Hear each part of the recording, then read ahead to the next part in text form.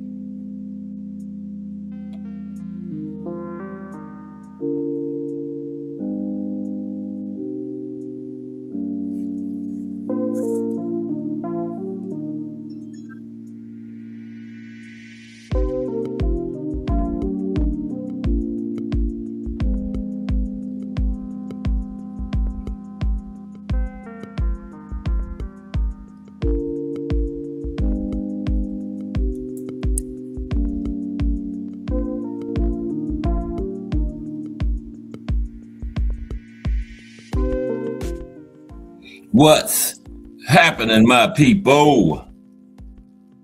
It's Cast Sports again, back for another afternoon with the family.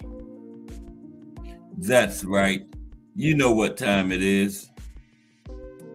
If it's Monday through Friday, 2 p.m., it's The Boxstorian bringing you all that boxing history.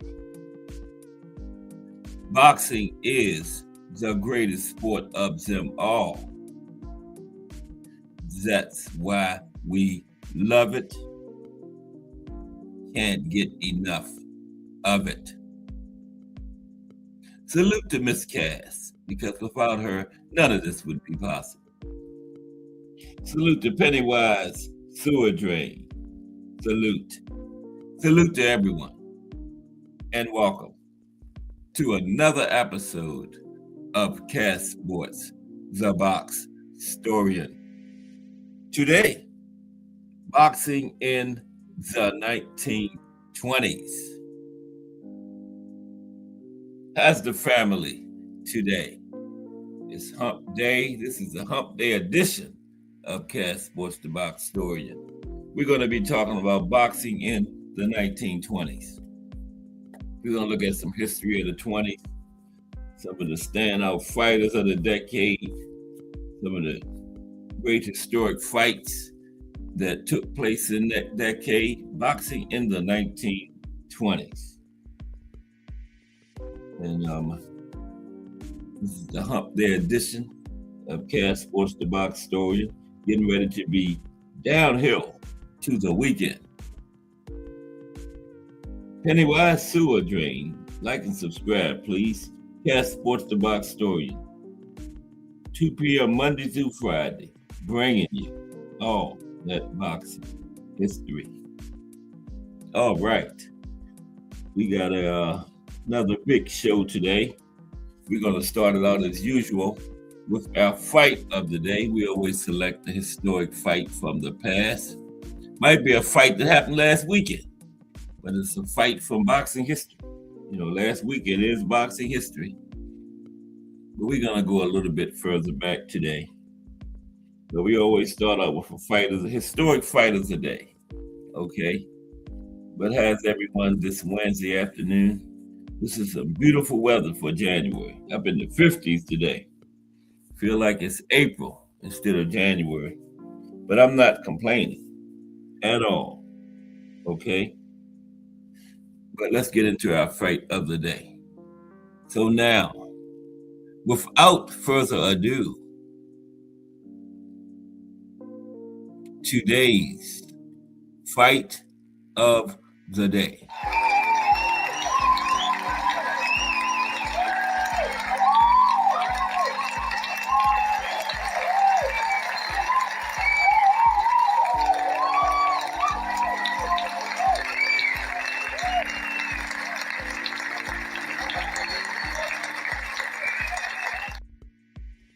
All right, boxing in the 1920s.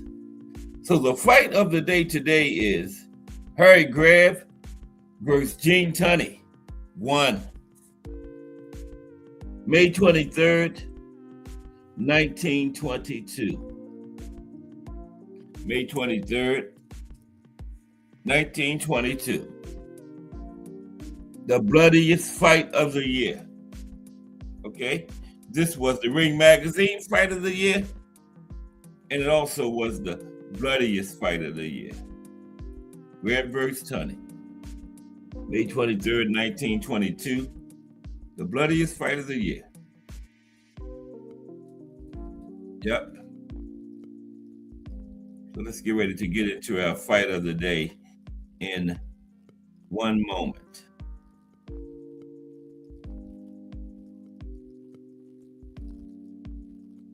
Okay. May 22nd, 1922. This was the first year where Ring Magazine came into existence too. And this was the original fight of the year.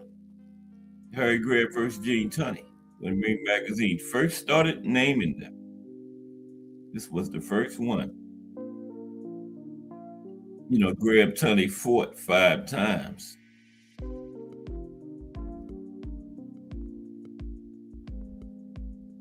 Okay, and this one was the first encounter between them. So let's get into it. Fight of the day. Also 1922's the inaugural fight of the year for Ring Magazine. Again, Harry Greb versus Gene Tunney. May 23rd, 1922. The bloodiest fight of the year.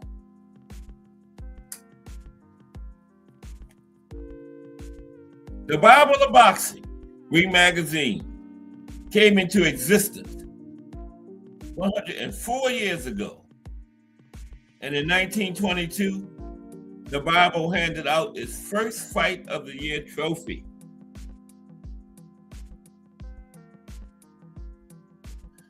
The accolade-winning battle was the Harry Greb Gene Tunney fight of May 23rd of that year, 1922. And what a savage, at times, sickeningly bloody fight this really was. In terms of two-way action, of competitiveness, this one was no great fight at all. Greb dished out one of the most thorough beatings ever witnessed. Yet, in terms of raw courage, shown by future heavyweight King Tunney, this fight was incredible. Was just incredible. The punishment Tunney took and the courage he showed to keep fighting. Greb, despite being just 28 years of age, was already a mind-boggling 195 wins, 11 losses, 217 draws, okay? That's 223 fights at that point. When he entered the ring with the Fighting Marine, Gene Tunney, who was no slouch, at 40 wins, no losses, and 1 draw. And no one knew what carnage lay ahead, nor did fans have any idea that Greb and Tunney would wind up fighting each other 5 times in all. This was the first of them. He fought 5 times.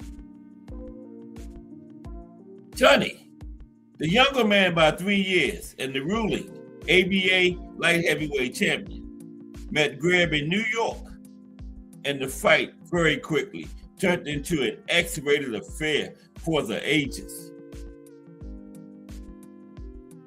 Mere seconds into the fight, Greb cracked Tunney's nose in 2 places, and the blood began to pour. Tunney, already suffering from what must have been almost unbelievable pain, to say nothing of the trouble he must have had breathing properly, was then cut above his eye.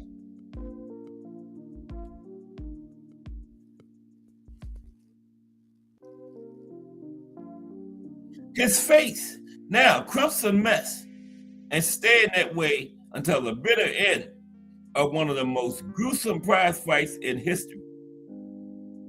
Gene was later estimated to have lost 2 quarts of blood in this fight. Reports from the day, carrying the whole nothing back for fear of offending more sensitive readers, described how the referee, Kid McPartland, was along with those who sat at ringside, splattered with blood. The referee and the people in the front row were splattered with Tunney's blood. As the gory episode continued, the referee had to regularly force Greb to take a step back so he could wipe the blood from his gloves with a towel. By the end of the fight, the referee had used up half a dozen towels to wipe the blood from Greb's glove. Half a dozen towels. Greb, a born killer in the ring, was moved to implore the referee to stop the slaughter. Want to stop it? Greb repeatedly would say, whilst glancing at the referee. Now, for his part, Tunney was horrified at the thought of the fight being stopped. For God's sake, don't stop it, Gene begged. Okay, Tunney was begging him not to stop the fight. And Greb was begging him to stop it. Tunney got his wish, and the horror show lasted all 15 rounds. Estimates say Tunney might have won 1 round, maybe earning a share of 1 other session. Greb had administered a complete beating on his almost blinded foe. Today, this fight would have been stopped by the 2nd round, the 3rd at the absolute latest. Yet, things were different in the squared circle back in the 1920s, over 100 years ago. Vastly different. And there was no quit in Tunney. No quit whatsoever.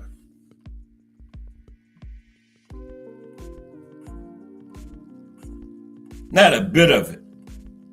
Taking what could so easily have been a career-ending shellacking over the course of 45 minutes of barbarity, Tunney somehow, God only knows how, gutted it out to the final bell. The half-crazy, full of courageous Tunney was even able to smile when he was under the most savage pressure. This in an effort to persuade the referee that he was not worthy of being rescued. Greb was all but facially unmarked at the end of the fight. He was carried from the ring like a hero. That he was, but so was Tunney. And the rivalry had only just begun. You were the better man tonight, a battered, bloody, half-blinded Tunney said to Greb. You were the better man tonight. And Tunney did win the most fights in the rivalry. Okay, I think he won 3-1 and 1 draw. Out of the 5 fights.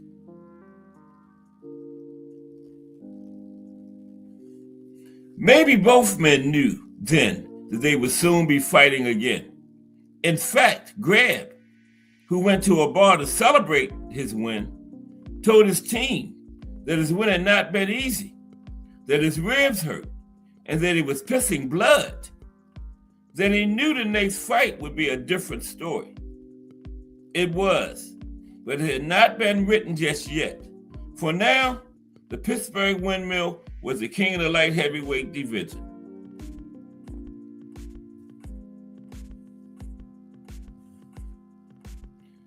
So was this 1922 Fight of the Year.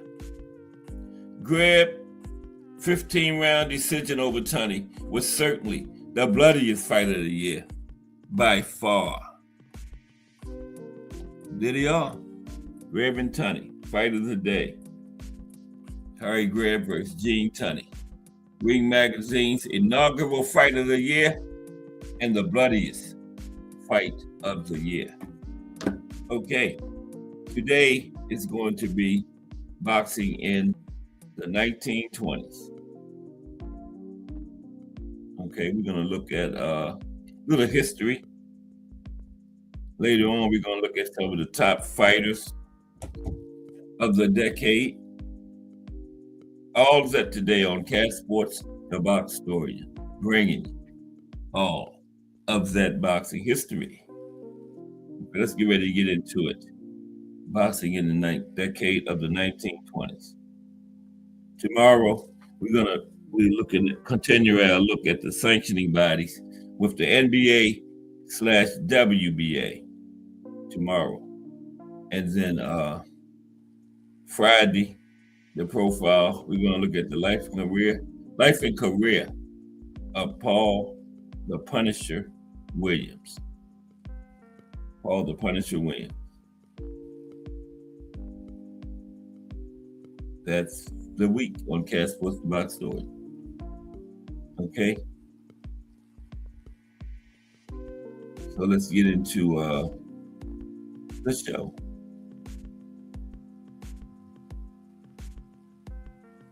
For today.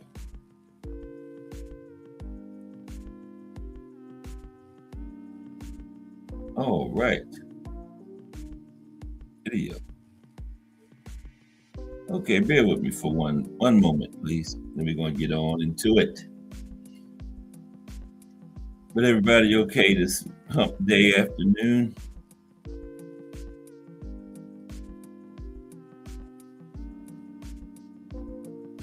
Halfway through a second week of the new year, right? I believe Zerto fights Friday. And then he got Benavidez coming up in May. What if he loses Friday? He puts that takes a little shine off the Benavidez matchup, don't it? If he loses Friday. But let's get into the show. Okay. Boxing in the 1920s.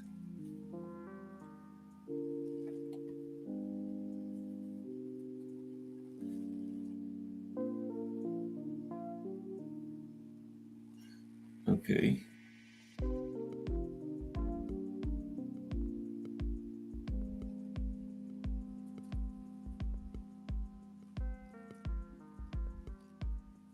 Okay, here we go. Boxing in the 1920s today. Okay. Now, boxing in the 1920s marked a transformative era for the sport in the United States, characterized by widespread legalization, explosive popularity driven by charismatic heavyweights, and technological innovations like radio broadcasts that brought fights to millions. Yeah, started getting fights on the radio in the 1920s. Ray Patterson in the building, straight out of the great state of New Jersey. What's up, RP? How are you today? We just got started with boxing in the 1920s. But salute, RP. Good to see you today, my friend. All right, let's continue.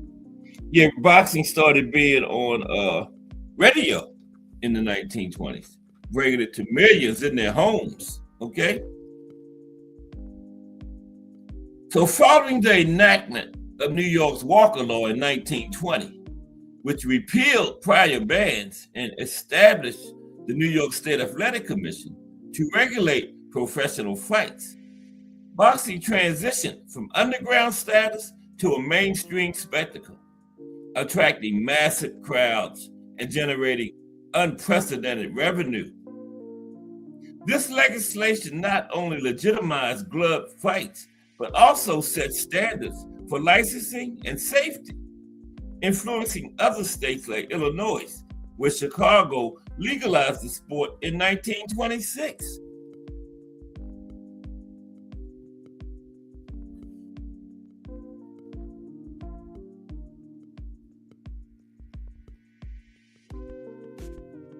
The decade's heavyweight division epitomized boxing's allure, with Jack Dempsey reigning as world champion from 1919 to 1926 and embodying the era's aggressive, crowd-pleasing style. Dempsey's 1921 defense against Georges Carpenter in Jersey City drew over 90,000 spectators and became the first $1 million gate, a financial milestone amplified by its status as one of the earliest major radio broadcasts, reaching an estimated 300,000 listeners via WJY in New York.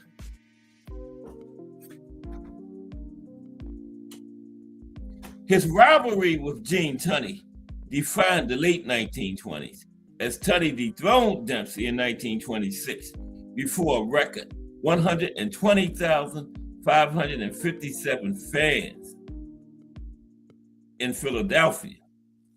120,000 fans in 1926, okay? And then Tunney defended the title in the infamous 1927's long count rematch in Chicago, where a disputed 14-second delay in starting the knockdown count fueled controversy and drew this fight had 104,000 people attended. These fights broadcast nationwide on NBC on the radio underscored boxing's growing media integration, with the 1921 Johnny Ray versus Johnny Dundee match marking the first live sports radio event earlier that year on KDKA in Pittsburgh. Okay. Johnny Ray versus Johnny Dundee, the first fight ever broadcast on radio, 1921. Mike Rim in the building. Salute, Mike. Boxing in the 1920s today. Going over a little history right now. Later we're going to look at some of the top boxers of the decade. Let's continue. Yeah, the first fight on the radio was Johnny Ray versus Johnny Dundee, 1921. What in a new era. People could sit at home and listen to the fights. Didn't get the TV for like another 20 years. Now, beyond the heavyweights, the 1920s showcased depth across weight classes and highlighted boxing's role in immigrant assimilation and ethnic identity.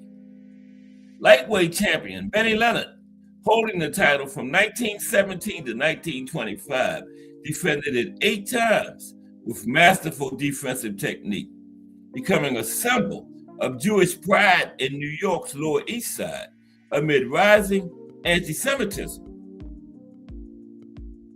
Middleweight Harry Greb, known as the Pittsburgh Windmill for his relentless swarming style, fought nearly 300 professional fights despite partial blindness in one eye, capturing the world title in 1923 and defeating future champions like the Tory Bulldog, Mickey Walker. The sport strived on ethnic rivalries: Irish, Italian, Jewish, and Black fighters, drawing community support, turning local gyms into hubs of social mobility during the Roaring '20s economic boom. However, racial barriers persisted as Black contenders like Harry Wills were denied title shots against white champions, reflecting broader Jim Crow era exclusions.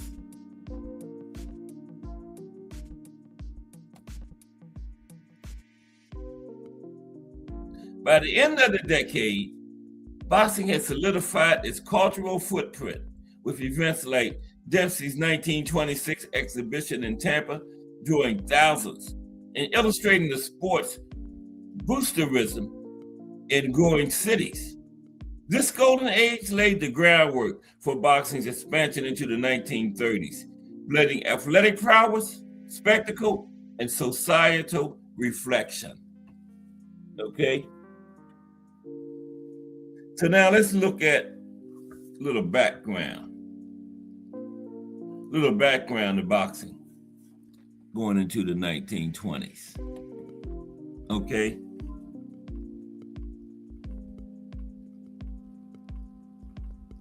Entering the decade, all right? Entering the decade of the 1920s. Little background. Okay, let's talk about entering the decade.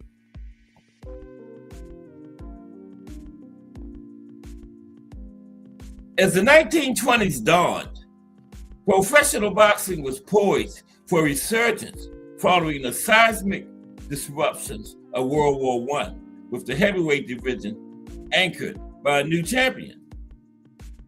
In 1919, Jack Dempsey captured the world heavyweight title from defending champion Jess Willard in a fight held on July 4th in Toledo, Ohio, securing a technical knockout in the third round after flooring Willard multiple times early on.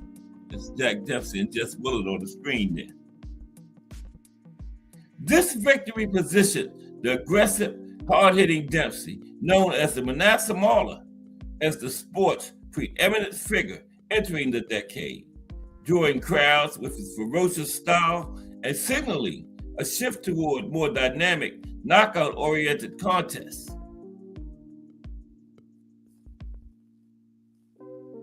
The Great War, 1914 to 1918, World War I, profoundly affected professional boxing, diverting talent and resources to military efforts while imposing restrictions that curtailed major civilian events.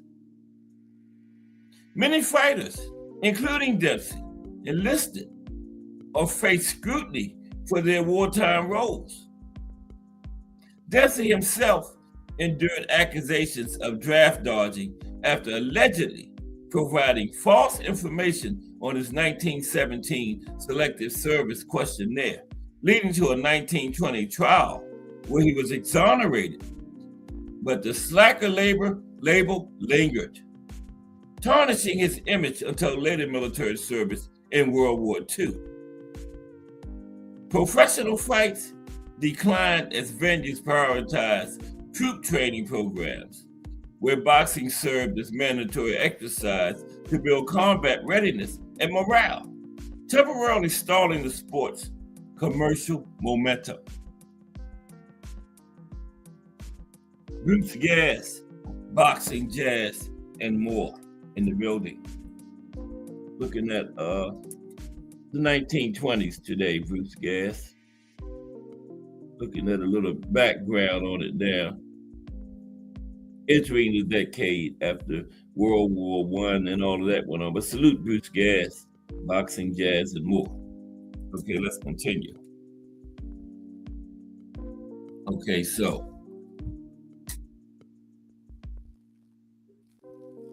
post-war recovery invigorated boxing by 1920 as returning service members, many versed in ring skills from military camps, bolstered the professional ranks and reignited public interest.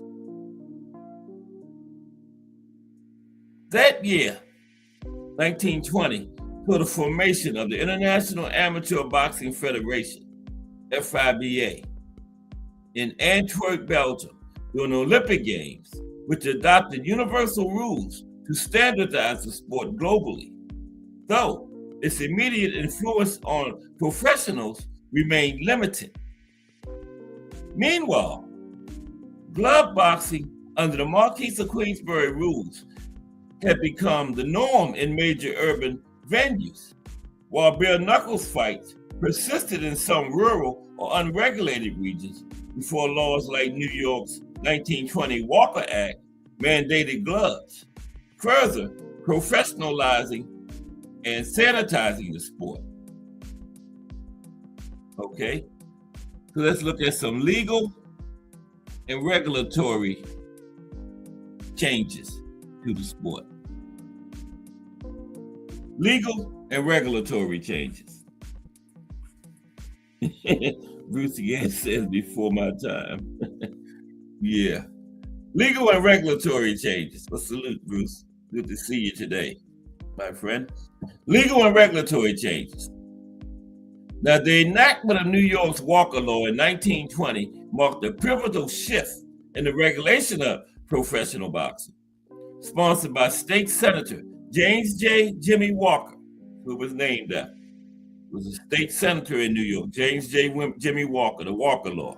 And it was signed by Governor Al Smith on May 24th, 1920. This legislation legalized professional boxing exhibitions in the state after a period of prohibition, mandating the use of gloves in all sanctioned fights and thereby effectively eliminating legal bare-knuckle prize fights across the United States as other jurisdictions followed suit with similar requirements. After New York, the Walker Law also established the New York State Athletic Commission, initially called the Boxing Commission, to oversee licensing of fighters, promoters, and officials, enforce safety standards, and censure and ensure a physician's attendance at events for medical examinations and oversight. Yeah. So that required to have a doctor at all the fights, because before that wasn't required, okay? You get all hurt and busted up, you had to go to the hospital. Where right after the Walker Law, you have a physician right there at ringside that could give you medical attention immediately, okay?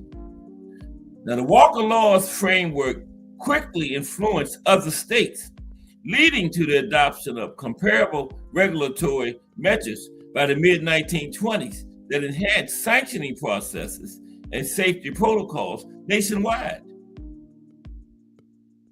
In Pennsylvania, Governor Gifford Pinchot signed legislation on June 14, 1923, creating the State Athletic Commission and permitting 10-round fights with official decisions modeled after New York's system to professionalize the sport and impose licensing and oversight. California followed in 1924 when voters approved Proposition 7 on November 4th, repealing a decade-long ban and authorizing a state boxing and wrestling commission to supervise glove exhibitions limited to 10 or 12 rounds, reflecting a broader push for standardized regulation amid growing public interest. These reforms collectively elevated boxing to legitimacy by prioritizing participant safety and curbing underground activities.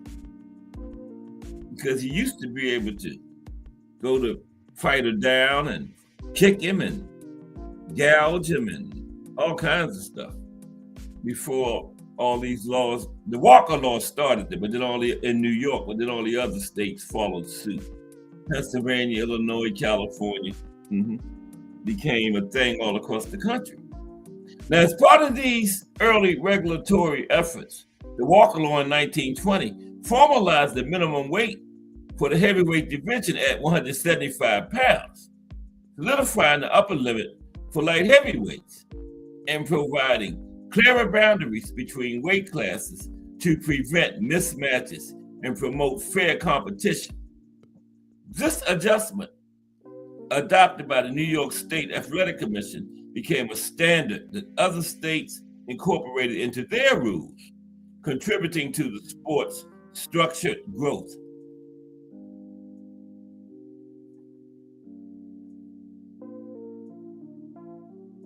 In the early 1920s, boxing faced temporary prohibitions in various U.S. cities and post-World War I morale and social concerns, but public demand drove rapid revivals through legalized frameworks like the Walker Law. For instance, while wartime patriotism had briefly boosted the sport's visibility, some localities imposed short-lived bans on exhibitions due to fears of gambling and violence, only for a resurgence to occur as states prioritized economic benefits and spectator enthusiasm, exemplified by New York's quick reestablishment of major events. Now, the organizations and rules. Okay, that's the National Boxing Association, one of the early sanctioning bodies before that became the WBA, but this was before the WBA, WBO, IBF, WBC, all of them. Let's look at the organizations and rules. Early organizations and rules in the sport of boxing. Okay. Governing bodies. Early governing bodies. The National Boxing Association, NBA, was formed in 1921 in Rhode Island by representatives from 13 United States state athletic commissions as the first major national sanctioning body for professional boxing. This organization emerged amid growing concerns over inconsistent regulations and corruption in the sport, aiming to establish unified governance and oversight across states, explicitly to counter the dominance of New York's regulatory authority. The NBA's primary tasks included recognizing world champions in various weight classes and standardizing title fights to promote fairness and legitimacy, beginning with high-profile heavyweight fights, such as Jack Dempsey's defenses against Georges Carpenter in 1921 and Louis Firpo in 1923. NBA, National Boxing Association. That's not that clear, but that's the New York State Athletic Commission. Logo, New York State Athletic Commission. The New York State Athletic Commission, the NYSAC, NYSAC, reestablished by the Walker Law of 1920, served as a pivotal de facto central authority in American boxing throughout the decade. This legislation legalized professional boxing in New York after a prior ban, granting the New York State Athletic Commission powers to license participants, enforce safety protocols like mandatory physicians and round limits, and sanction major events, which generated significant revenue and reduced graft through penalties for violations. The Walker Law's framework influenced national practices as other states adopted similar models for regulation and legalization. Now, due to New York City's status as the sports epicenter, with venues like Madison Square Garden hosting landmark fights, the New York State Athletic Commission standards shaped broader regulatory norms, inspiring 43 states to legalize boxing by 1925. 43 states, that was almost the entire country. All because of the New York State Athletic Commission, created by the Walker Law of 1920. We're gonna do a little thing on the Walker Law one of these weeks too. Okay. Okay.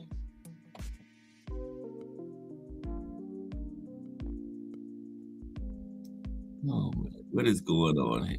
Bear with me for a moment, please. Talking about some of the early governing body. Oh, I'm at the top. I'm trying to scroll up and I'm almost at the top. Okay. Didn't have a whole lot of displays today. Okay, that's the British Border, the BBBC, British Border Control. Okay. So in 1929,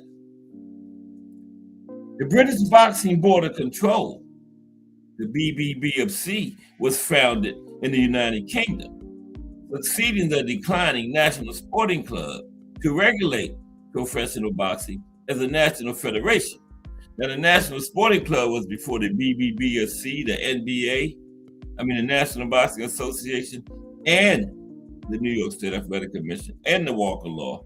But the British Boxing Board of Control was formed to replace the National Sporting Club in England to regulate professional boxing as a national federation in the United Kingdom, Great Britain.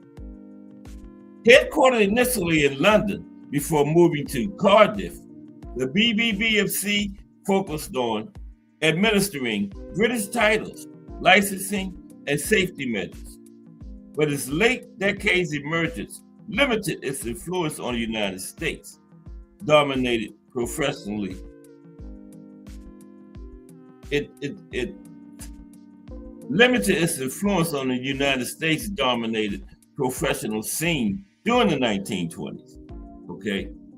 Because they already had the New York State Athletic Commission, NBA, for like 10 years almost by the time the BBBFC was formed. Now, tensions arose early between the National Boxing Association and the New York State Athletic Commission over title recognition, as the NBA, representing 15 to 17 states, sought to challenge New York's monopoly on sanctioning authority and revenue for major fights. This rivalry underscored the era's fragmented governance and potential for conflicting champion designations, with the BBBFC providing a distant international perspective, but little resolution to American-centric disagreements. Sound familiar? It was only two back then, but they still had disagreements over who the champion was. Okay. Mike Mazet. Salute, Mike. Just looking at the boxing in the 1920s. The salute Mike Mazet in the building. Okay, let's continue. So now let's talk about the standardization of rules. Standardization of rules.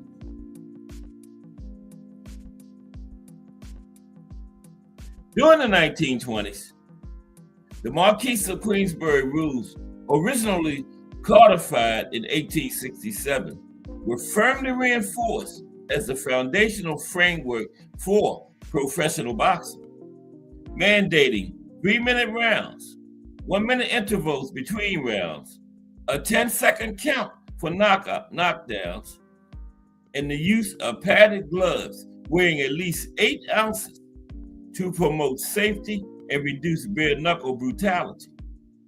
Okay? These rules explicitly prohibited wrestling holds, such as cross buttocks throws, and emphasized stand-up fighting within a structured ring, with fights typically limited to up to 20 rounds in championship fight contests. Okay? The New York State Athletic Commission, established under the Walker Law of 1920, played a pivotal role in consistent enforcement, requiring all licensed fights to adhere to these standards and capping non-title fights at 10 rounds to curb excessive duration and injury risk.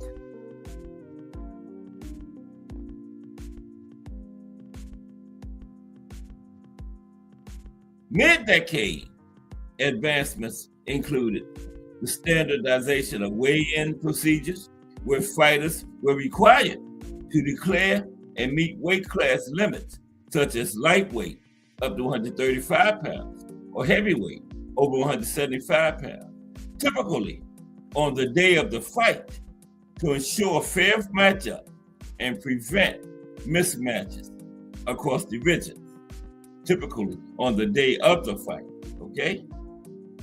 But no day before, day of the fight. This practice, refined through oversight by emerging bodies like the National Boxing Association, aimed to address early concerns over extreme weight manipulation. Those same-day weigh-ins remained common and occasionally allowed limited rehydration without the severe dehydration tactics seen in later eras, like now, okay? That eliminated extreme rehydration because you had to weigh in on the same day. You didn't have overnight. And then they have all those, they call those people that help them gain weight. Man, I can't even think of the word. I don't know what I'm talking about. All the people that help them gain weight, well, it'll come to me. Somebody put it in the chat. What the hell are they? I can't think of it. But anyway, let's continue. But yeah, same day weigh-ins to prevent extreme rehydration.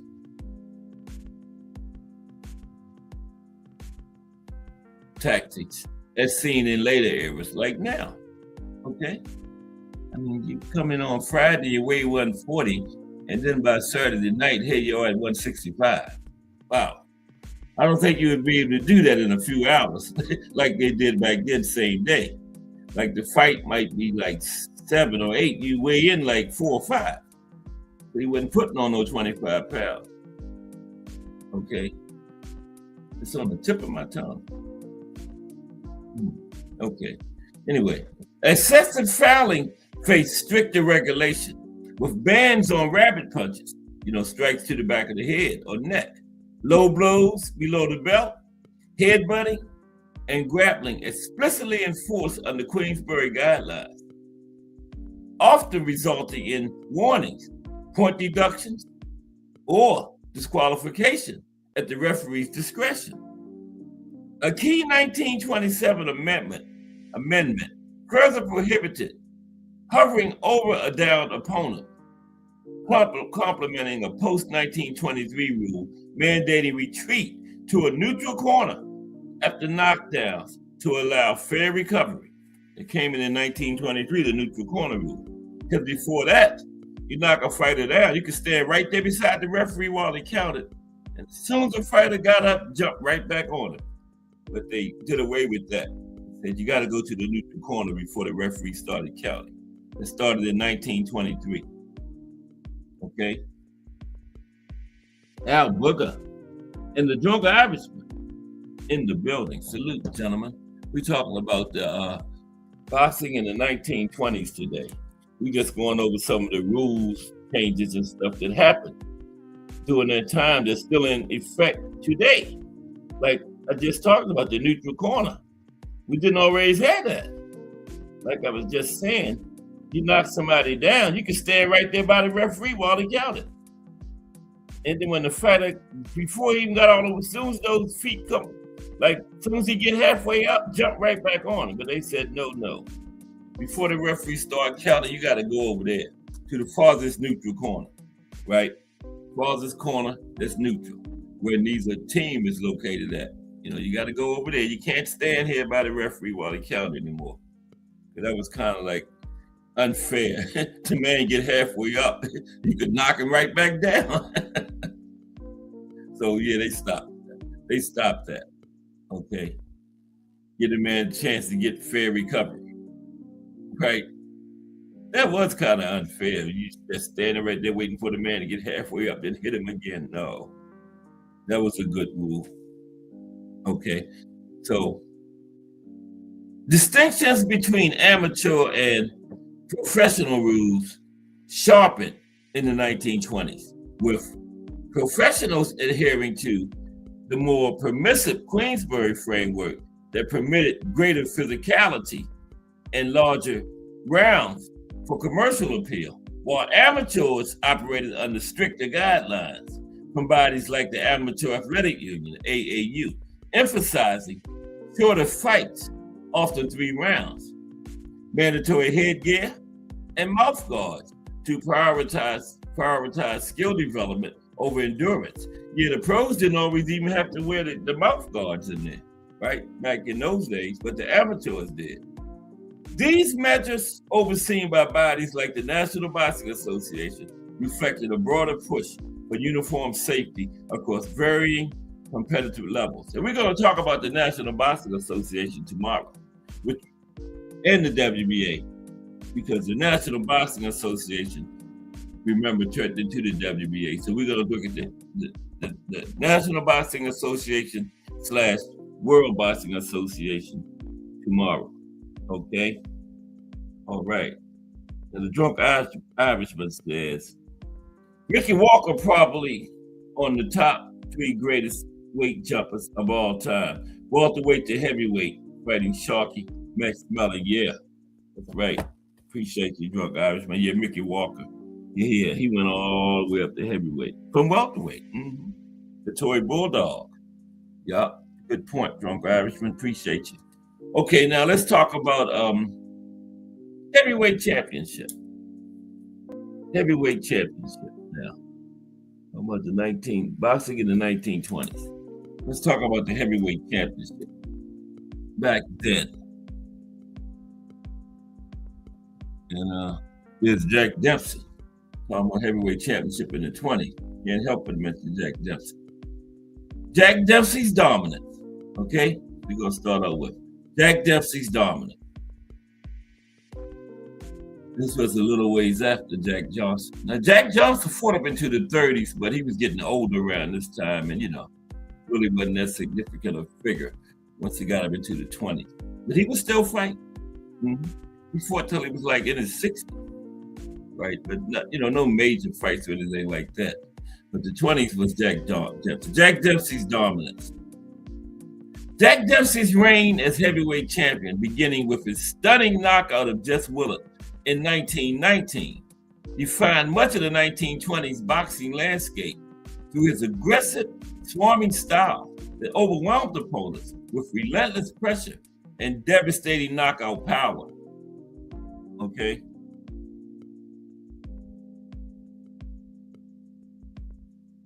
Known as the Manasseh Mauler, Dempsey amassed 43 knockouts across his pro career, showcasing a bobbing and weaving technique combined with explosive hooks and uppercuts that earned him a reputation for ferocity in the ring. His celebrity extended beyond boxing as he capitalized on his fame with product endorsement for items like health tonics and appeared in early films such as Daredevil Jack in 1920, solidifying his status as a cultural icon of the Roaring '20s. Yeah, he was one of the most popular athletes back then. Just about more as popular as Babe Ruth, people like that. One of Dempsey's most pivotal defenses came on July 2nd, 1921, against French light heavyweight champion Georges Carpentier at Boyle's 30 Acres in Jersey City, New Jersey, billed as the fight of the century. In a fight drawing over 90,000 spectators, Carpentier briefly stunned Dempsey with a right hand in the second round, but Dempsey recovered to dominate with body shots, breaking Carpenter's nose before securing a 4th round knockout at 1/16 of the round. The event marked boxing's first $1 million gate, generating $1,789,238 in receipts and ushering in an era of massive commercial success for the sport of boxing under promoter Tex Rickard, George Tex Rickard. One of the earliest known promoters.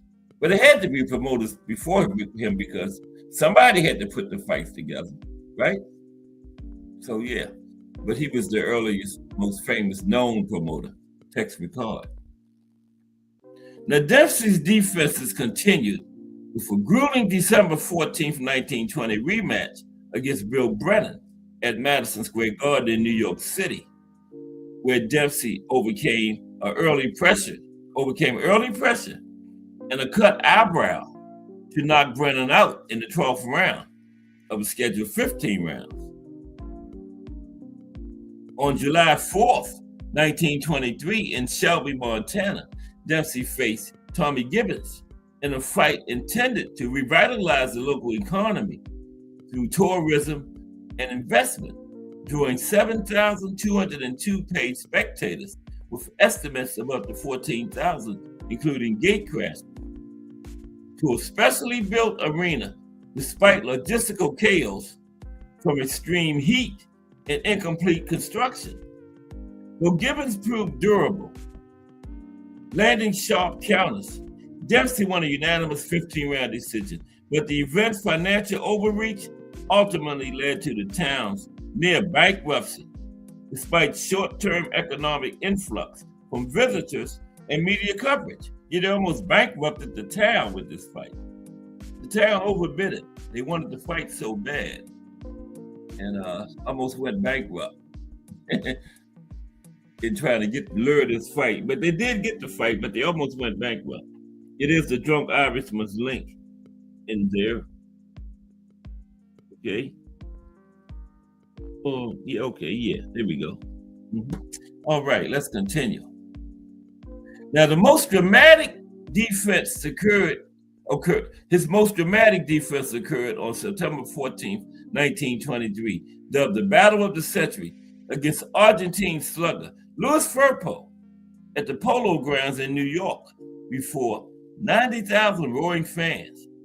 1923, 90,000 fans. Wow. Okay.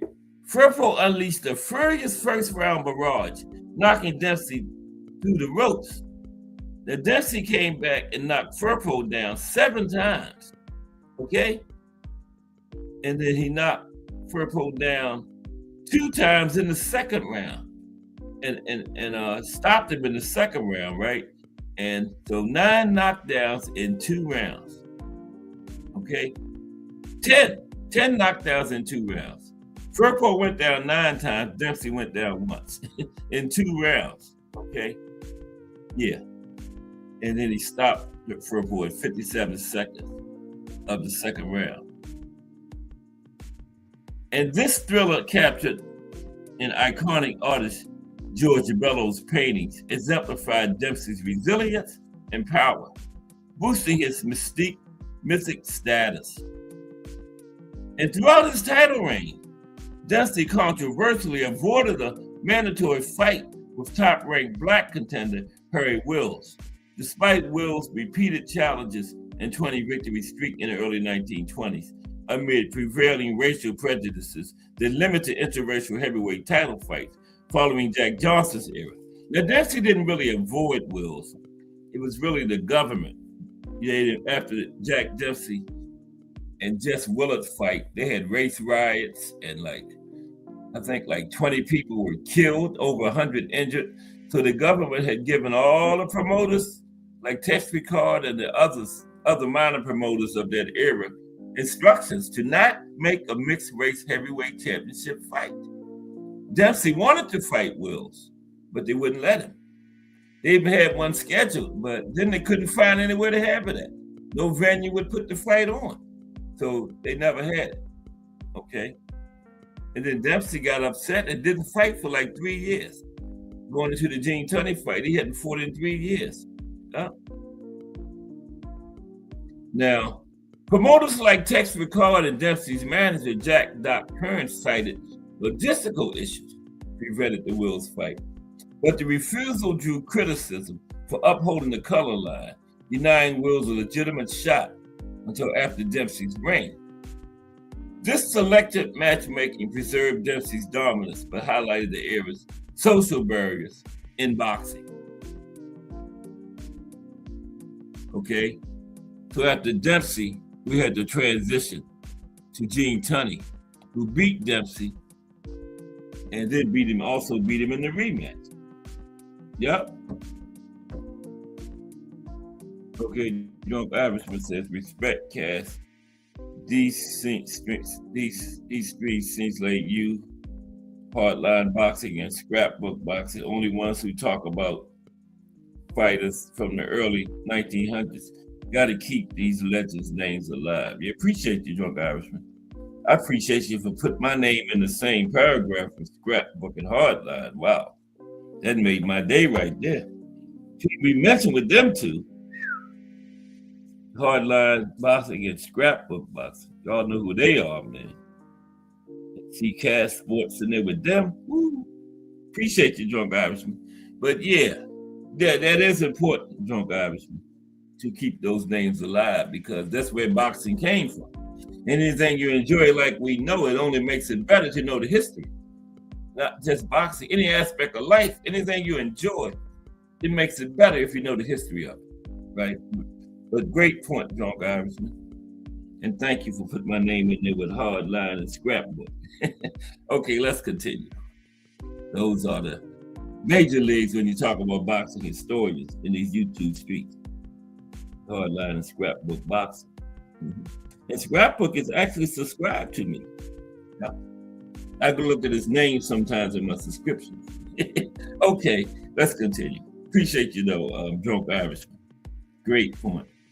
Okay, yeah, the transition to Gene Tunney after Jack Dempsey. Gene Tunney took over the title. Now, the transition from Jack Dempsey's era to Gene Tunney's championship marked a shift in heavyweight boxing styles during the late 1920s, with Tunney emerging as a technically proficient counterpoint to Dempsey's aggressive brawling style. Now, born James Joseph Tunney on May 25th, 18. That's 19. Yeah, May 25th, 1890. How could he be fighting in the 1920s if he was born in 1997? But Gene Tunney was born on May 25th, 1897 in New York City. Tunney served in the United States Marine Corps during World War I, where he earned his nickname, the Fighting Marine, after becoming the light heavyweight champion of the American Expeditionary Forces in 1918. That's like a unit in the Marines, American Expeditionary Forces. He was a champion of it.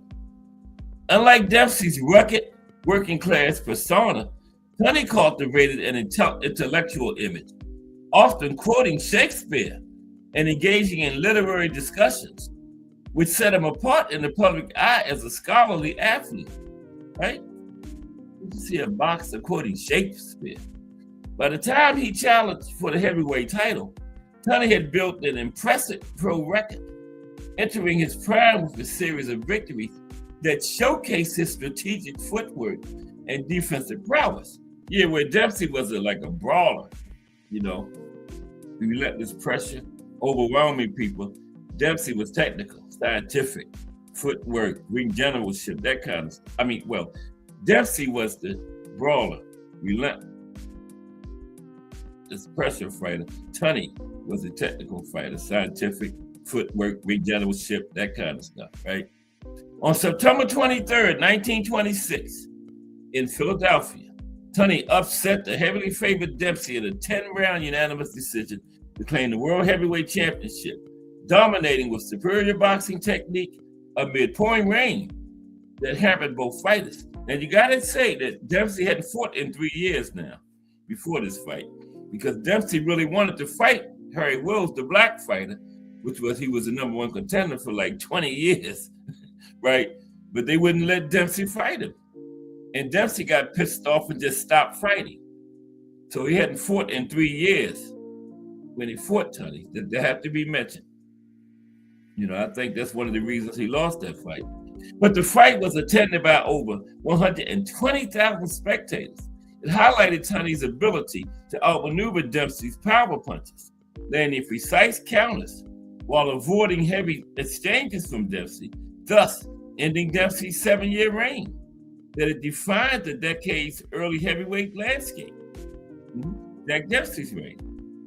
Now, the rivals met again on September 22nd, 1927, at Soldier Field in Chicago for a rematch dubbed the Long Count fight, where Tunney secured another unanimous 10-round decision despite a dramatic 7th round knockdown by Dempsey. In that moment, Dempsey floored Tunney with a left hook, but referee Dave Barry delayed starting the official count by approximately 14 seconds while instructing Dempsey to retire to a neutral corner, allowing Tunney extra recovery time to rise and continue. Then Dempsey's defense. Remember, I just told you he hadn't fought in 3 years. And in those 3 years, Dempsey didn't fight. Guess what came in as part of the rules? The neutral corner rule. So Dempsey had never been in a fight with the neutral corner rule. He was used to standing right there by the referee while he counted. So Dempsey was confused when the referee was trying to tell him go to the neutral corner. So that's what happened, because he hadn't fought in 3 years, and the neutral corner came in while he was out, while he was inactive. But anyway, after Tunney got like 16 seconds on the mat, because the timekeeper said he started counting like he was supposed to, while the referee was trying to get Dempsey to the neutral corner. And he said when the referee finally started counting, the timekeeper said he was at 5. But the referee did not look at him. And he said the referee started over at 1. So he didn't know what to do. So the timekeeper said he just started over at 1. But he had 2 stopwatches in the corner. So he took one of them back to 1 with the referee, and he kept the other one going with his original count. And he said by the time Tunney actually got up, his original stopwatch was at 16 seconds. Okay? So yeah, Tunney got like 14 to 16 seconds on the mat.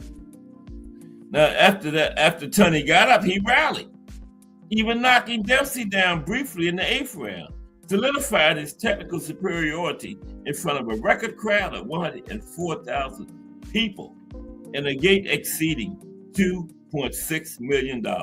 I think that might have been the first $2 million gate, because remember, Dempsey and George Carpenter was the first $1 million gate. I think him and Tunney was the first $2 million gate. So I don't think Dempsey fought anymore after that.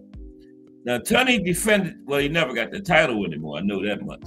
Now Tunney defended his title once more on July 26, 1928 at Yankee Stadium in New York City, stopping challenger Tom Heaney by a technical knockout in the 11th round of a scheduled 15-round fight after battering the New Zealander with relentless combinations.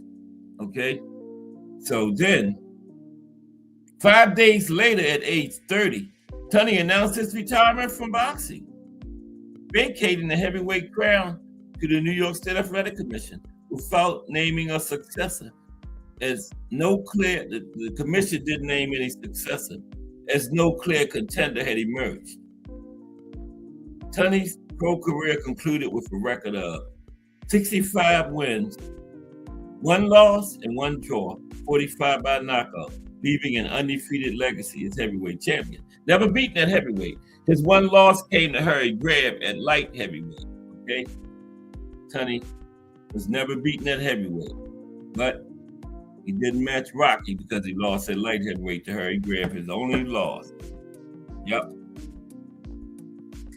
Okay, so now we talked about heavyweight. Let's look at some of the other divisions, other major divisions from the 1920s. Wasn't just heavyweight.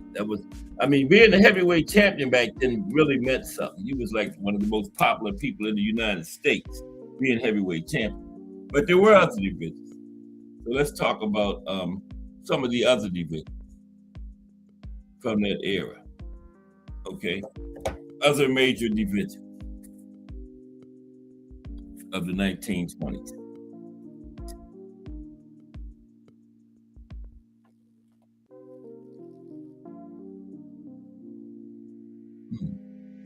I think that's Jack Dempsey and Jess Willard. Other major divisions. Let's look at this.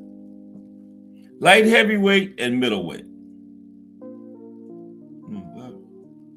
Okay. Other major divisions. In the light heavyweight division, during the early 1920s, Eugis Carpenter established a prominent reign as world champion, holding the title from 1920 until 1922, after defeating Battling Levinsky in Jersey City, New Jersey. Now, Carpenter's tenure was marked by his versatile style and international appeal. He was from France, including defenses against notable contenders like Ted Kid Lewis in 1922. Carpenter, either him or Marcel Cerdan, is the greatest French boxer of all time. However, Carpenter's championship ended dramatically on September 24th, 1922 in Paris, France, where he suffered a 6-round knockout loss to Battling Siki in a fight shrouded in controversy over alleged fixing attempts, with Siki refusing to comply and securing the upset victory.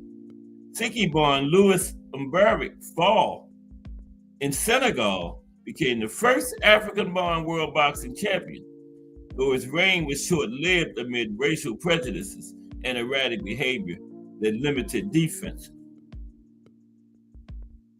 Mike Mateague claimed the vacant light heavyweight title on March 17, 1923 in Dublin, Ireland, by defeating Siki by a 20-round decision on St. Patrick's Day, showcasing his defensive footwork and counterpunching to outlast the aggressive challenger. Mateague defended the crown successfully until May 30th, 1925, when Paul Berlenbach, known as the Astoria Assassin, dethroned him with a 15-round decision at Yankee Stadium in New York, relying on his powerful left hooks to wear down the champion. Okay? Now, Berlenbach's aggressive slugging approach defined his brief 1925 to 1926 reign, highlighted by knockouts of contenders like Jimmy Slattery, Jack Delaney. Well, Jack Delaney then captured the title from Berlenbach on July 16, 1926, by a 15-round decision in Bridgeport, Connecticut, where speed and combinations overwhelmed the defending champion before a crowd of nearly 40,000. Delaney's tenure ended shortly after, as he vacated the belt to pursue heavyweight opportunities in the early 1927. That was a pattern back then. Nobody really kept the light heavyweight title long because the money was at heavyweight. Remember, we talked about that like a couple weeks ago. How nobody kept the light heavyweight title long. The money was at heavyweight, so light heavyweight was just like a pit stop. You get the light heavyweight title, gave you a little bit of prestige to get a shot at heavyweight, right? So that's what Delaney did. He kept it shortly, vacated with the heavyweight. Now, following Delaney's vacating the title, it became split between virgins recognized by different bodies, such as the NBA virgin was held by Jimmy Slattery. Tommy Loughran ascended to undisputed light heavyweight dominance starting in late 1927, first unifying the title by defeating Jimmy Slattery on December 12, 1927 in Philadelphia by a 15-round decision, outboxing the NBA champion with superior ring generalship and jabs. Your Loughran had the New York State Athletic Commission virgin. Slattery had the NBA. That was undisputed back then. Known as the Philly Phantom, Loughran's multi-year reign from 1927 to 1929 featured undefeated defenses against top contenders, emphasizing his elusive footwork and technical mastery that frustrated aggressive opponents. Okay?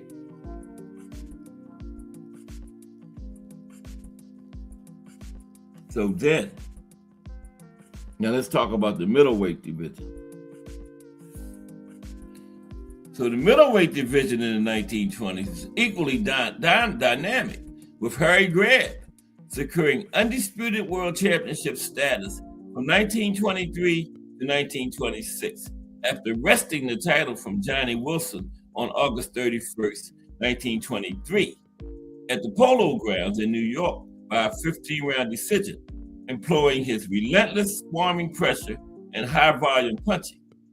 Now, Greb was dubbed the Pittsburgh Windmill, amassed a staggering 298 professional fights over 13 years, including a notable 1922 points victory over future heavyweight champion Gene Tunney in a light heavyweight fight that highlighted his ability to handle larger foes. And with newspaper decisions, Greb had over 300 fights, officially 298, but they didn't keep newspaper decisions, didn't go on the record. But he had over 300, really, realistically. And Greb's reign included wins over elite competition like Tiger Flowers in non-title encounters, solidified his reputation as one of the era's most durable and aggressive fighters. And remember, Greb had 45-0 in 1919, 45 fights in 1 year. Now, they all weren't against top level, but I don't care what level. 45 fights in 1 year is an impressive stat. C level, B level, Z level. They were all pro boxers, 45 of them in 1 year. Okay. Greb's dominance concluded on February 26, 1926, at Madison Square Garden, when Tiger Flowers upset him with a split 15-round points decision to claim the middleweight crown. And Tigers became the first black world champion in the division through precise counterpunching and stamina. And him and Greb became very, very good friends. Flowers and Tiger, Harry Greb did. Flowers defended the title once before losing it to the toy bulldog, Mickey Walker, on December 3rd, 1926 in Chicago by a controversial 10-round decision, where Walker's brawling style and 2 knockouts swayed the judges, despite Flowers' effective body work and cuts inflicted on Walker. Yeah, Walker was the one the drunk Irishman had mentioned earlier. Walker's win, leveraging his aggressive swarm tactics, honed as welterweight champion, bridged divisions and underscored the era's fluid weight class boundaries. Yeah, Walker and Greb was the one where they had the rematch later that night at a local bar that was near the arena. They had the fight, then they got to a bar and got to that night, right? Now, cross-division intrigue enriched the decade as Greb challenged light heavyweights like Gene Tunney and Tommy Lockwood. He gave Gene Tunney the only loss of his career at light heavyweight, testing his ferocity against bigger punches while holding the American light heavyweight title from 1922 to 1923. Similarly, Walker's bombastic forward pressure style prompted frequent welterweight title defenses against middleweight threats, blurring lines between the 147-pound and 160-pound classes. And like the drunk Irishman said, Walker went all the way from welterweight to heavyweight. Let's look at some of the lighter classes, welterweight and lightweight now. Welterweight and lightweight. Okay? Welterweight and lightweight. Okay, what's going on in the chat? Nothing. I didn't miss anybody. Okay. Yeah, welterweight and lightweight. 1920s. Now, the welterweight division in the 1920s was marked by intense competition and frequent title transitions, with fighters emphasizing speed, agility, and endurance to navigate the 147-pound limits, demanding pace. Mickey Walker, known as the Toy Bulldog for his relentless aggression, captured the World Welterweight Championship on November 1st, 1922, defeating veteran Jack Britton by a unanimous decision over 15 rounds at Madison Square Garden in New York City. Now, Walker defended the title multiple times during his reign, which lasted until 1926, including a notable no-decision fight against Pete Latzo in March 1923 in Newark, New Jersey, where newspaper accounts favored Walker's superior footwork and punching power. His defenses highlighted the division's focus on sustained pressure, as Walker often outlasted opponents through high volume combinations rather than one-punch knockouts. Your Walker could he could get you up out of there, and he could box. Okay, very talented fighter, Mickey Walker. Now, Walker's championship era included high-profile non-title fight that showcased welterweight's blend of technical skill and durability, such as his June 2nd, 1924, 10-round decision victory over Lou Tendler in Philadelphia, a fight praised for its rapid exchanges and mutual respect between the Southpaw contenders. By 1926, Walker began challenging for higher weights, culminating in his loss of the welterweight crown to Pete Latzo on May 20th, 1926, by a unanimous 10-round decision in Scranton, Pennsylvania, before a crowd of approximately 13,000 spectators.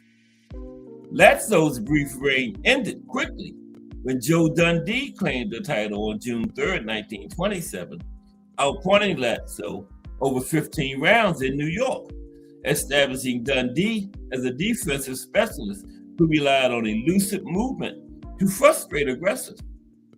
Okay?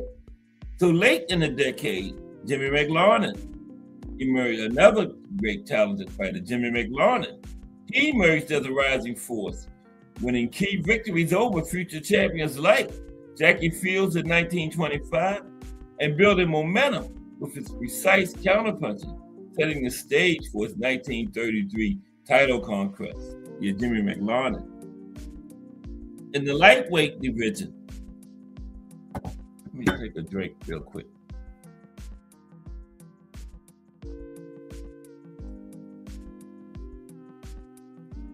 Yeah, we talking about some names where all-time greats in these divisions, like Mickey Walker, Jimmy McLarnin at welterweight, all-time at welterweight fighters. Put them up against any welterweight from any era. Okay. In the lightweight division, the 1920s saw a prolonged era of stability under Benny Leonard, followed by rapid turnover, underscoring the weight class's role in immigrant narrative in Jewish, Italian, and Eastern European fighters rose to prominence amid urban boxing scenes. Now, Benny Leonard, if Roberto Duran isn't the greatest lightweight of all time, then it's Benny Leonard, okay? Now, Benny Leonard born Benjamin Leiner and Russian Jewish immigrants, dominated from 1917 until his retirement in 1925, 8 years, retiring undefeated as champion with 85 wins, including defenses against elite contenders like Rocky Kansas, whom he outpointed in a 1922 title fight. His mastery of defensive footwork and counterpunching defined lightweight's emphasis on endurance over raw power, influencing generations. Upon vacating the title, a tournament ensued. Jimmy Goodrich claimed it on July 13, 1925, by second-round TKO over Stanislaus Loazza at Queensboro Stadium in New York, but lost it swiftly to Rocky Kansas, an Italian immigrant from Italy, on December 7th, 25 by seventh-round knockout in Buffalo, New York. Now, amazing thing about this, Ray, I'm gonna bring up Ray. I gotta bring up Ray Arcel now. And we was just talking about Benny Leonard, champion from 1917 to 1925, right? And I said that if Roberto Duran, who fought in the 70s, heyday in the 70s at lightweight, between him and Benny Leonard as the greatest lightweights of all time. Now remember, Benny Leonard was champion from 1917, 1925. Duran from the early 70s to the late 70s, right? That's 50 years apart. But guess what? They were trained by the same man, Ray Arcel. They were trained by the same man. One was champion from 1917 to 1925. The other, early 70s to the late 70s. They were trained by the same man, Ray Arcel. Incredible. I just had to mention that. Trained by the same man. Sammy Mandel, an Italian-American from Rockford, Illinois, born Saverio Mandela, solidified his path to the throne with victories over contenders like Danny Kramer in 1925, showcasing his slick defense and ring generalship. Now, Mandel captured the undisputed lightweight crown on May 28, 1926, defeating Rocky Kansas by a 10-round newspaper decision at Comiskey Park in Chicago, the first major fight legalized in Illinois after a long ban, holding it until 1930 with defenses. Yeah, that ban came in from Joe Yans, but he threw the fight way back in like 1900-something, 06 or something. It was in Illinois, and he also obviously threw the fight. Chicago banned boxing, and that was just coming back in 1930. Okay, yeah, but yeah, the new champion was Sammy Mandel, right? Took it from Rocky, Kansas.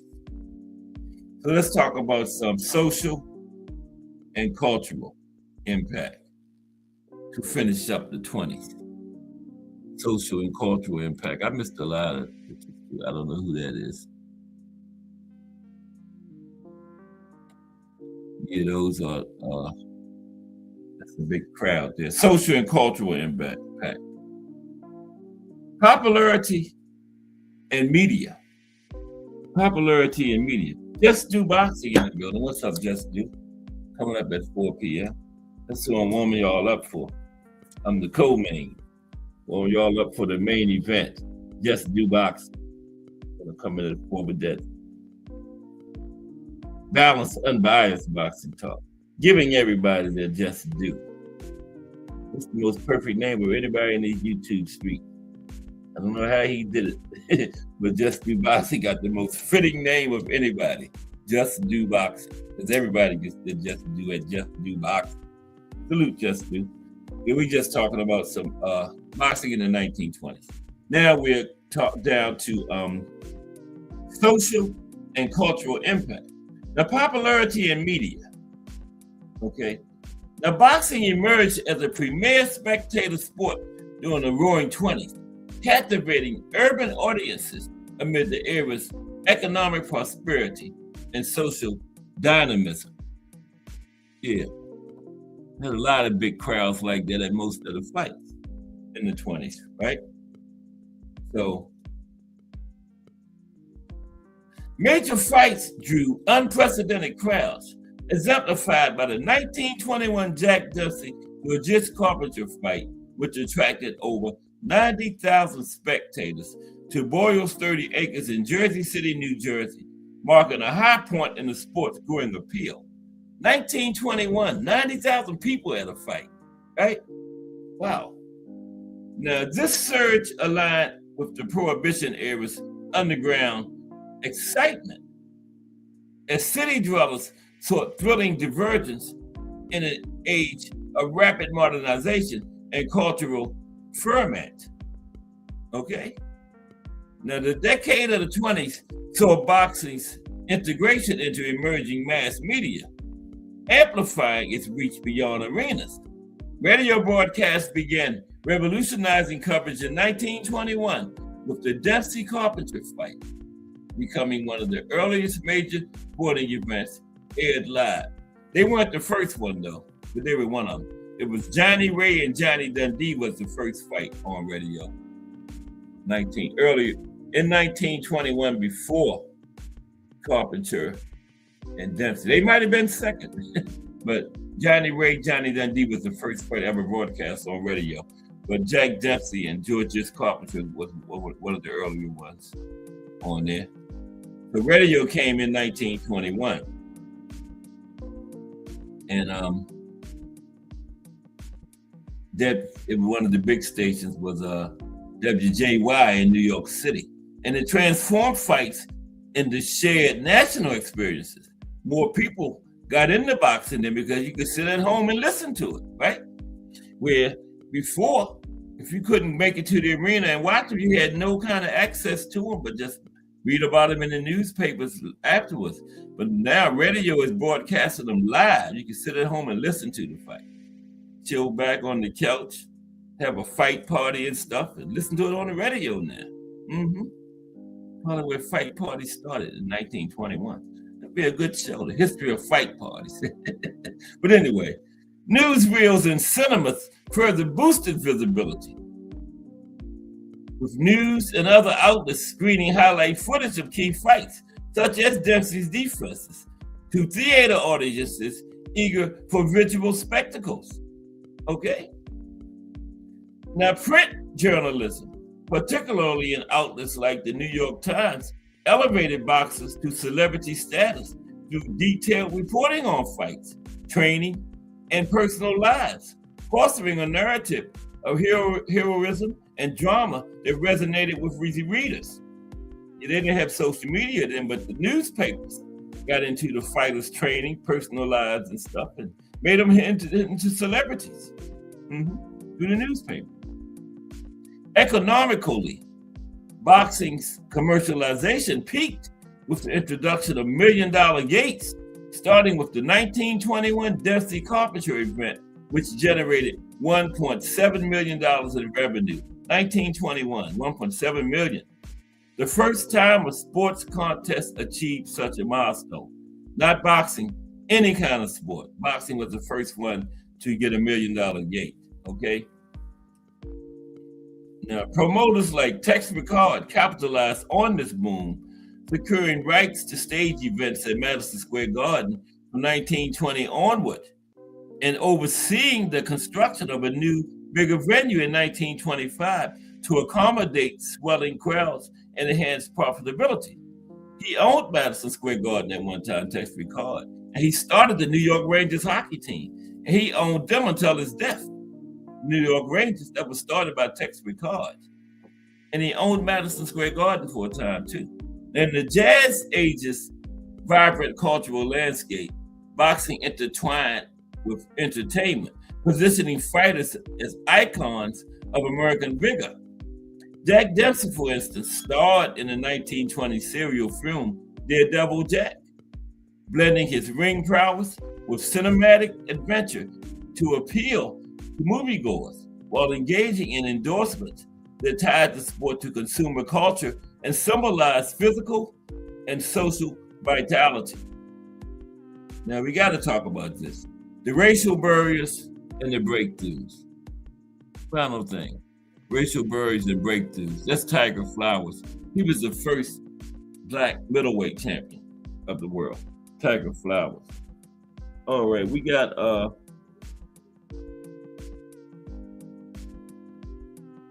Pennywise Silverway ain't been here since the beginning. From Niger, Africa. All right. Thinking about going to the States of America. This really ain't the place to be right now, Pennywise, United States. We're in a bad place right now over here in the States. But you from Niger, Africa. Okay, yeah. We're in a bad spot right now in the United States. Okay. If I was living somewhere else right now, I would stay there. I wouldn't come here. But salute, Pennywise. Like and subscribe, please. But I appreciate you stopping through today. Cass Sports the Box Historian, Monday through Friday, 2 p.m., bringing you all that boxing history. Okay, racial breakthroughs and racial barriers and breakthroughs. But hey, come on over and check it out for yourself, Pennywise. Okay. Now, during the 1920s, professional boxing was deeply entrenched in systemic racism, exemplified by the color bar that prevented Black heavyweight contenders from challenging white champions for world titles. Yeah, the government, the United States government was involved in that because, like I told you, after the Jack Johnson and Jess Willard, they had like 20 people got killed in race riots over the country, 100 were injured, and the government gave all the promoters orders not to make an interracial heavyweight fight because they didn't want that to happen again. Now, Jack Dempsey, the dominant heavyweight champion from 1919 to 1926, he didn't draw the color line. He was not allowed to fight Harry Wills. He wanted to, he tried to, but he never got the chance to fight a formidable Black fighter, Harry Wills, who was the number one contender, right?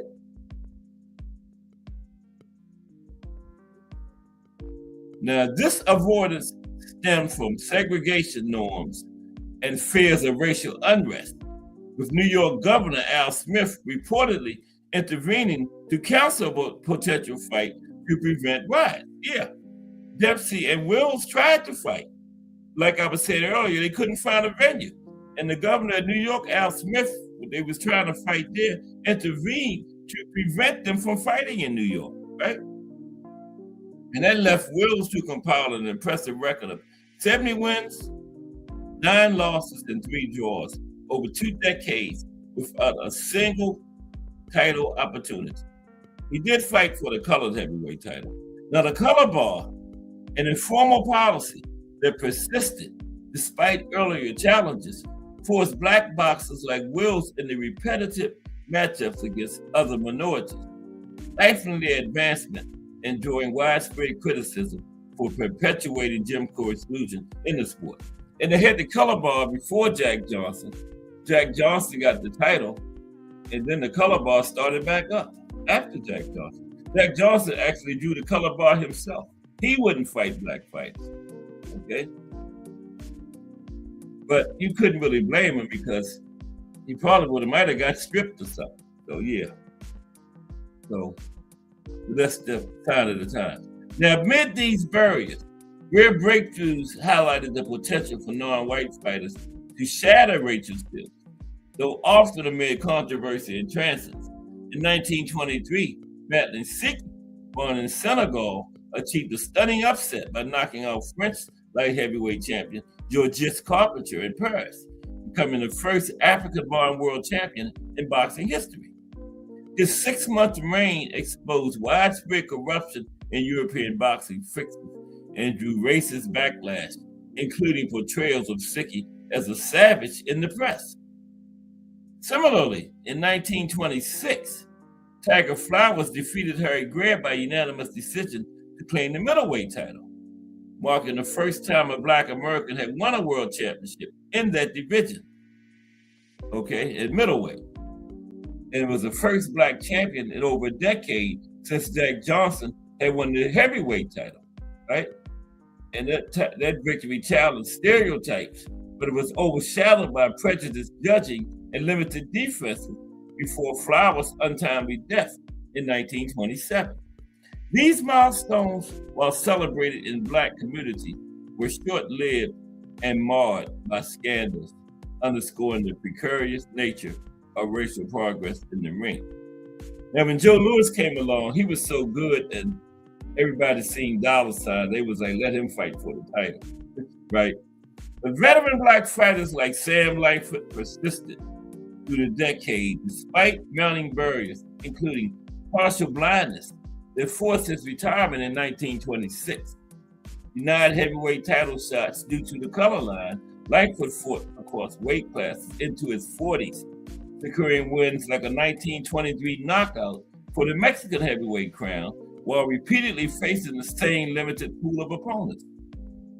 By the late 1920s, rising contenders such as George Godfrey emerged as a colored heavyweight champion, renowned for his devastating power, but confined by racial exclusion from white title fights until the 1930s, often pressured into fixed losses against white opponents. Now, boxing offered a vital, albeit fraught, pathway for immigrant and minority mobility in the 1920s, allowing figures from marginalized backgrounds to achieve economic gains and visibility amid urban migration and the Great Migration. However, interracial fights fueled social tension, with officials citing risks of lynching and riots, echoing the 1919 Red Summer violence to justify exclusions, as in the Block Dempsey Wills fight in New York. Now, post-Sikhi controversies amplified this, as his win provoked racist vitriol and arrests, reinforcing the sport's role in broader racial conflicts with our direct 1920s riot triggers from fights. There you have it, boxing in the 1920s. Okay, hope everybody enjoyed that. Tomorrow is going to be a history of the National Boxing Association / World Boxing Association. Okay, that's tomorrow. I had something on the top fighters up in 1920s, but this man, I didn't know it was going to run this long, but if I can shorten that up. Top fighters in the 20s. Some of the top fighters from the 1920s. Okay, because we got a little 15 minutes or so left. Let's take a look at that. Some of the top boxers of the 1920s. Okay. Now, the top boxers of the 1920s were dominated by a heavyweight sensation, Jack Dempsey, who was arguably the biggest sports star alongside Babe Ruth, and his successor, Gene Tunney, who beat him twice.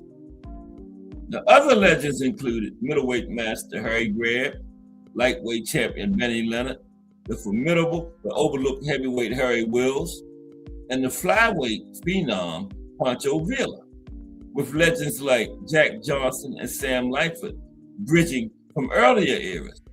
Now the heavyweights, Jack Dempsey, the era's iconic figure, holding the title for most of the decade, with thrilling knockouts and massive popularity.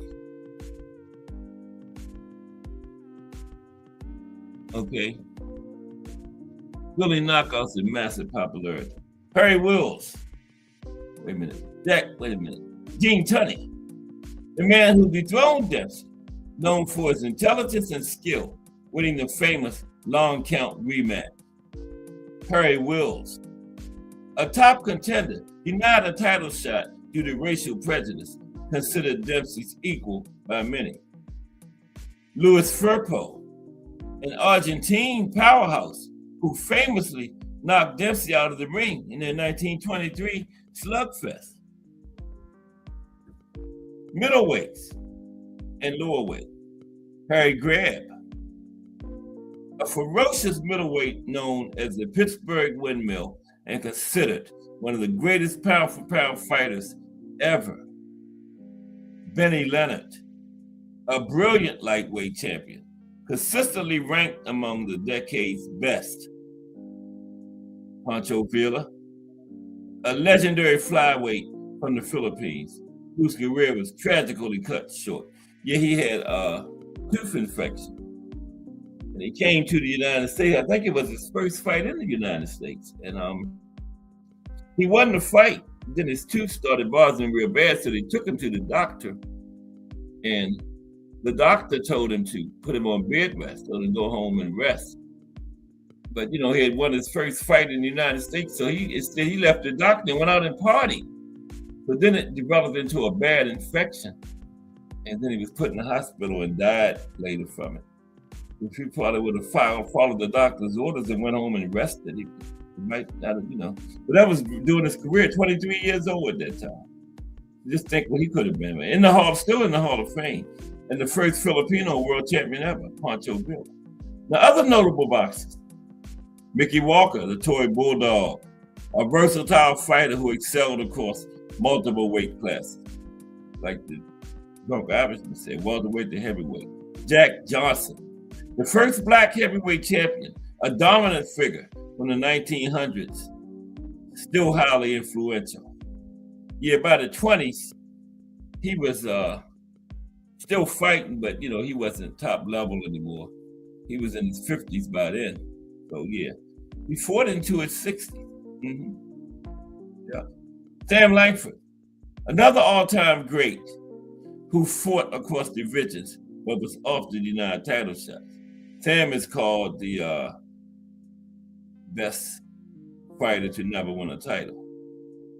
Sam Langford. He was blind fighting. Sam said he just tried to get close to him and go to that body. He was in there blind fighting. Get close and go to the body. I guess they had an eye test and stuff back then. Because he wouldn't have been in there, right? Wow. Yeah, they couldn't have had him. How could he have passed him? Unlike the man I told y'all about yesterday that covered his bad eye up first and memorized the chart while he was reading out of his good eye. And then when he covered his good eye up, he couldn't see anything, but he had the chart memorized. So the doctor said, read line 5, A-E-I-O-U, right? So yeah, that was amazing. I can't remember who that guy's name was for the life of me. But yeah, a true story. Mm-hmm. See if I can find out what his name was. Yeah, he used to memorize the chart, man. Yeah, that's crazy. Because, you know, when you go in there, they got I've been wearing glasses since in my 20s, so I had to take a midi-eye test. So the chart is sitting there when they're doing all the other tests. So I guess he was peeking at it then. You know, when they're testing your eye pressure and all that stuff. The chart is sitting up there. So he probably was looking, memorized it through all of that, right?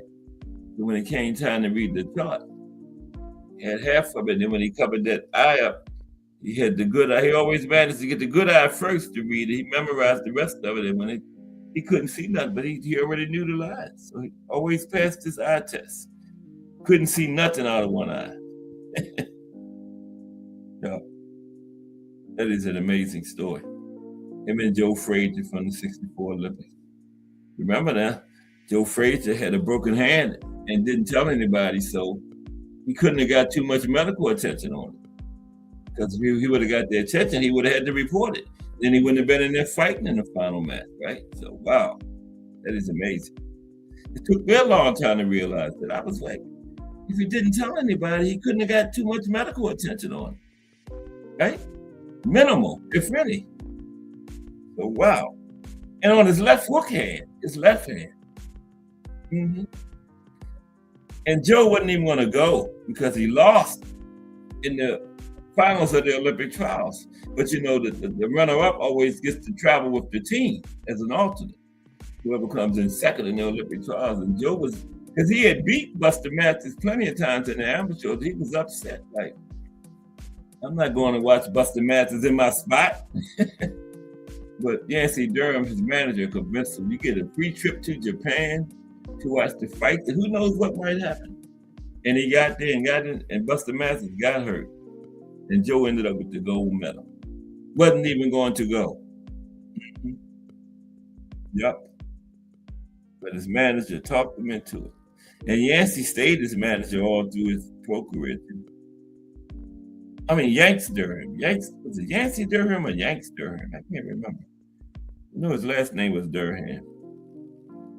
Bruce Gass would definitely know that. Yeah.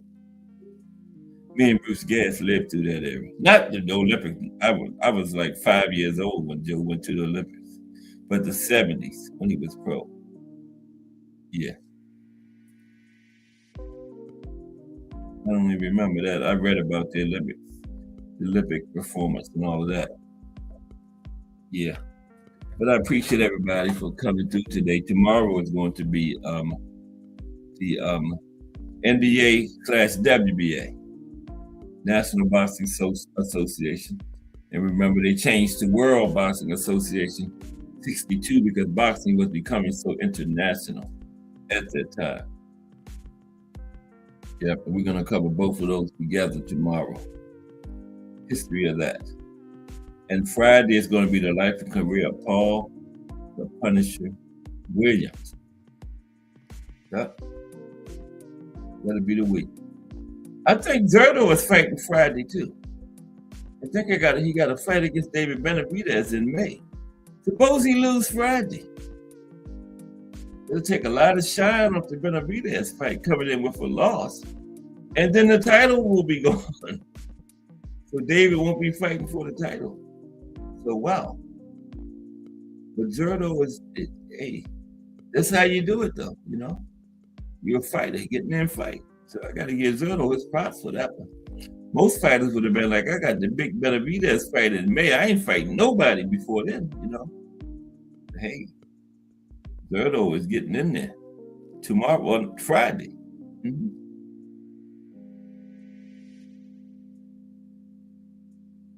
It's a fighter there.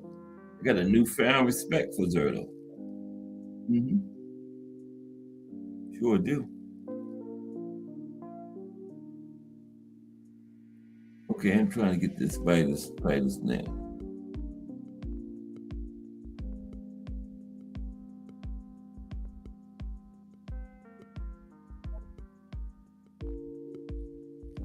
And then we're gonna close it down. Google.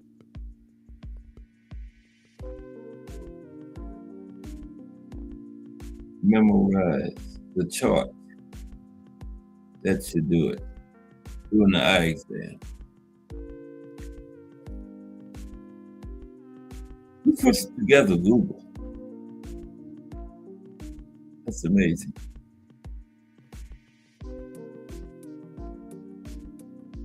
Okay. Not Joe Frazier.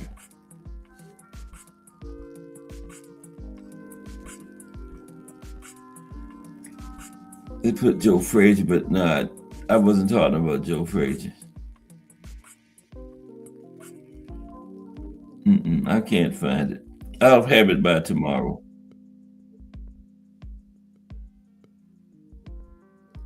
I think Joe could see a little. Gypsy Joe Harris? Might have been Gypsy Joe Harris. Okay, I don't know. Yeah, Joe Frazier, I don't think he was totally blind in that eye. Arnie Boxing in the building. What's up, Arnie? We looked at did we look at it? You might remember. Oh, boxing in the 20s. Yeah. Tomorrow is going to be the National Boxing Association, World Boxing Association. Same thing. Tomorrow, Friday, Paul the Punisher Williams. Arnie Boxing, great channel.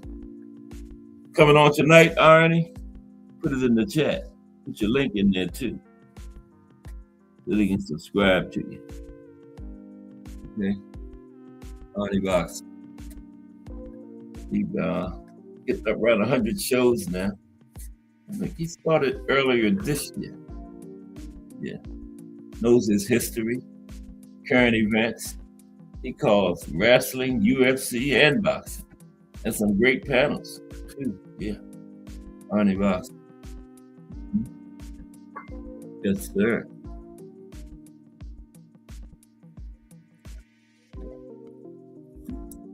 Great job. Salute, Arnie. Yeah, I got to get ready to get up out of here at 4. We tried to see you early. We would have got a little link time. But you coming on tonight, Arnie? You're not sure? Okay. Either tonight or tomorrow. Okay. Yeah, I caught Arnie the other night. He was on the panel. Had a good discussion going about he was talking about basketball. Me, him, and Thomas Hill had a good one in here the other day. And yeah, power forward. George McGinnis was a good one.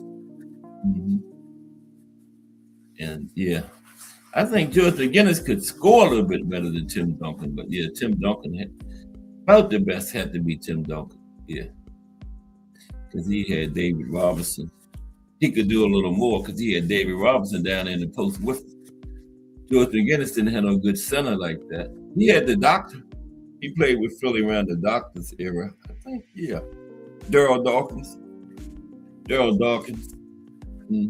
Maurice Cheeks, Andrew Toney. World Be Free. Remember World Be Free? I'm going back now. Lloyd Free. He changed his name. He actually changed his name to that. That wasn't no nickname. He changed his name to World Be Free.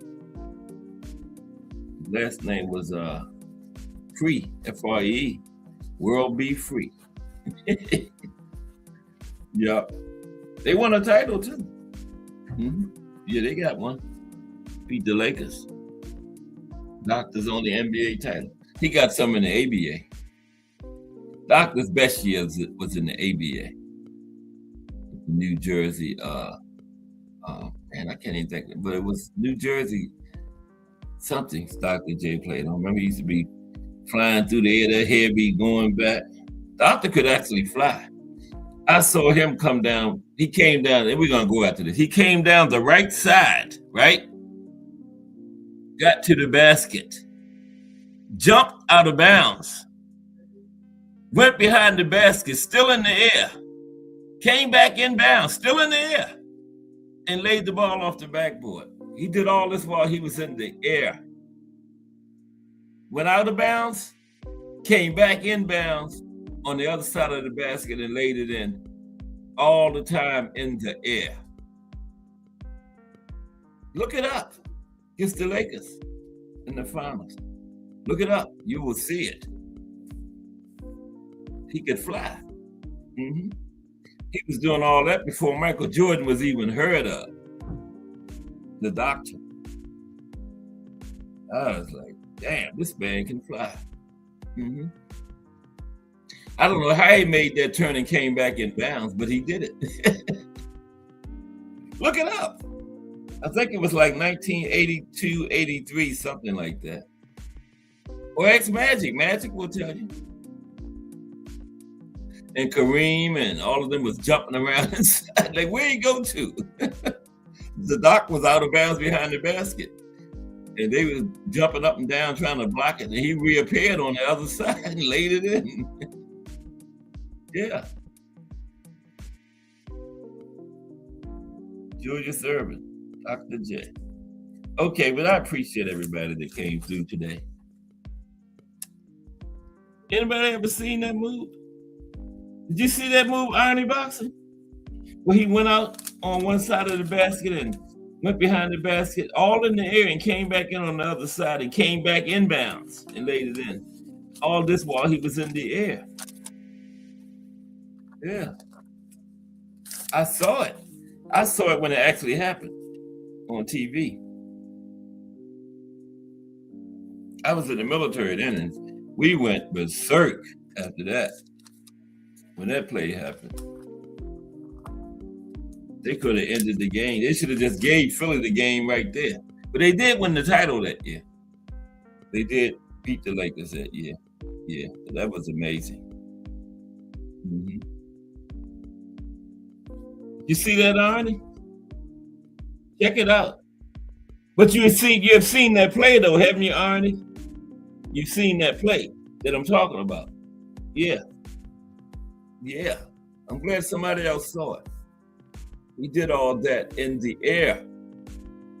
One side of the basket to the other, then came back in bounds before he came down. Kareem, all the guys on the Lakers had went up and came back down, and the doctor was still in the air, man. Yeah. They was jumping. I think Kareem might have went up like 2 or 3 times. The doctor was still in the air and came back in and laid it in. Yeah. I appreciate it. But if you come on tonight, Arnie, I'm gonna check you out. Yeah. But Arnie Boxing, Just Do Boxing, Al Booger, Drunk Irishman, Mike Mazik, Bruce Gas Boxing Jazz, and more. Mike Rim, Ray Patterson, and I gotta get the name now. Pennywise. I'm gonna say Pennywise. I think he said he's in Africa. Think about coming to the United States. I told him, man, if I was somewhere else right now, the United States would be the last place I would come to. Right now, it ain't good over here right now. Mm-hmm. People getting killed in the streets, man. Oh wow, not safe out here. And these supposed to be the law enforcement. I ain't talking about citizens. I'm talking about the law enforcement killing people. But I appreciate everybody. So yeah, if I was somewhere out in the United States, would be the last place I'd come to. I'm trying to find somewhere to go to. When the next space shuttle going up? Okay, but we got Just Do Boxing coming up next in these YouTube streets. This is Cass Sports. I appreciate y'all. If it's Monday through Friday, 2 p.m., it's the Boxtorian bringing you all that boxing history. Everybody have a great afternoon. I'll holler at y'all tomorrow.